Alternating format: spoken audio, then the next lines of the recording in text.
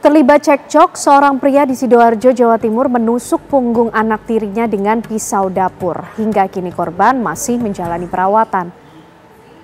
Inilah proses penangkapan terhadap seorang ayah di Sidoarjo, Jawa Timur dengan tega menusuk anak tirinya dengan sebuah pisau dapur akibat cekcok masalah konten YouTube.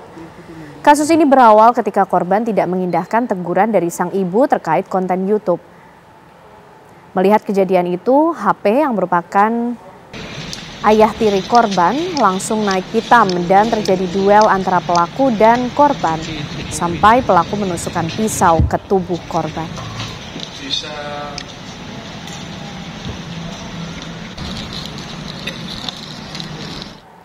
Untuk mengetahui informasi terkini, kita sudah terhubung dengan Kasat Reskrim Polres Sidoarjo, ada Kompol Tiksnarto Andaru Arhutomo. Selamat sore, Pak Andaru. Selamat sore, Mbak Ken. Ya, Pak, sebenarnya bagaimana kronologi peristiwa ini? Apa yang kemudian mendasari tindakan ayahnya ini tega melakukan penusukan terhadap anak tirinya? Jadi saya rasa ini suatu hal yang sepele, Mbak. Berangkat dari hal yang sepele. Saat itu seperti biasa mereka berkumpul layaknya keluarga. Si anak yang berusia 15 tahun, pelajar SMK ini sedang menonton YouTube.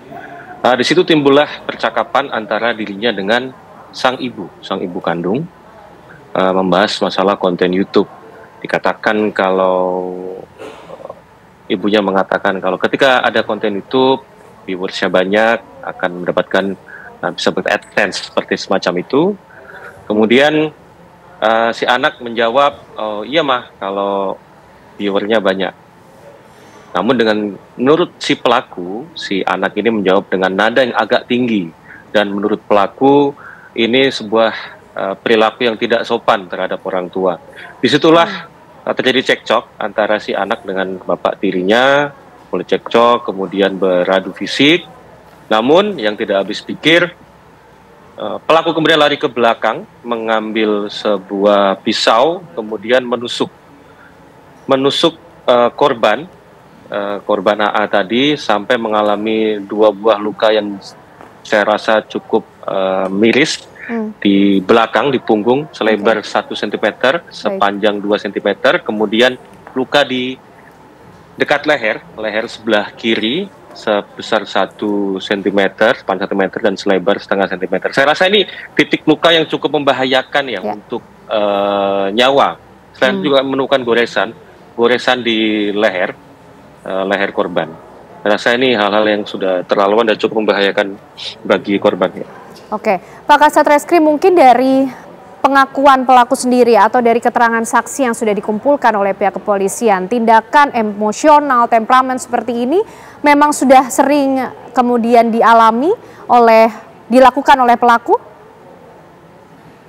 Nah, ini kami masih mendalami hal ini. Kalau keterangan pelaku, memang pelaku baru kali ini emosi. Namun ini sebuah sinyalemen, Mbak. Ada satu hal menarik dalam mengungkapkan kasus ini. Kejadian setelah saya tahu hari Minggu dapat kabar kalau ada seorang anak yang dirawat di rumah sakit dengan luka yang cukup parah akibat dari penganiayaan oleh orang tuanya dengan menggunakan pisau. Setelah kami menyelidiki, ternyata kejadian dari Sabtu. Dan hari Minggu belum ada laporan. Saya pikir waktu itu korban fokus pada keluarga fokus pada korban dan tidak membuat laporan. Kemudian Seninnya saya tanya, ternyata masih belum ada laporan dan keluarga tidak mau melapor. Nah, saya menangkap bahwa ini ada isu relasi kuasa di sini, di mana seorang anak atau seorang istri ada relasi kuasa sehingga dia enggan untuk melaporkan seorang kepala keluarga yang melakukan tindakan kekerasan kepada keluarganya. Ketika Senin tidak ada laporan, Selasa saya sampaikan kepada anggota, coba jemput keluarga korban, cek apa yang terjadi di sana. Jangan sampai ada kekuatan-kekuatan atau sebuah kondisi yang membuat para keluarga ini menjadi korban secara berulang. Terjadi repeat victimization di sini. Akhirnya setelah kami sampai kepada keluarga korban, ibunya mau membuat laporan terhadap kejadian dan ini membutuhkan waktu 4 hari dari kejadian. Baik. Mbak bayangkan bagaimana apa yang Baik. terjadi di sini. Oke. Nah, menurut keterangan yang kami dapat, memang korban belum secara terbuka keluarga korban apakah ada proses kekerasan lagi sebelumnya, namun ini merupakan sebuah sinyalemen. Oke, Pak, singkat saja Pak Kasat Reskrim, apakah betul ada informasi juga mengenai hubungan yang tidak harmonis antara korban dengan sang ayah, dengan antara tidak merestui begitu hubungan yang terjadi antara ayah tirinya ini dengan ibunya? Itu masih kami dalami, Mbak, karena ini ranah private daripada si anak. Kemudian kebetulan kondisinya juga belum terlalu sehat si anak. Jadi mungkin akan kami jawab di lain kesempatan. Oke, untuk ancaman hukumannya sendiri Pak bagi pelaku? Secara delik yang bersangkutan kami kenakan kepada penganiayaan anak dengan ancaman 6 tahun 6 bulan. Namun karena ada isu rumah tangga di sini, saya rasa saya tepat juga mengenakan Undang-Undang KDRT, kekerasan terhadap anggota keluarga yang mengakibatkan sakit yang cukup parah, sehingga ancamannya 10 tahun. Kami kenakan pasal berlapis, Mbak, pada pelaku. Baik, terima kasih Kasat Reskrim Polres Sidoarjo Kompol Tiksnarto Andaru Arhutomo sudah bergabung bersama kami sore hari ini di Ragam Perkara. Sehat selalu, Pak. Terima kasih, Mbak.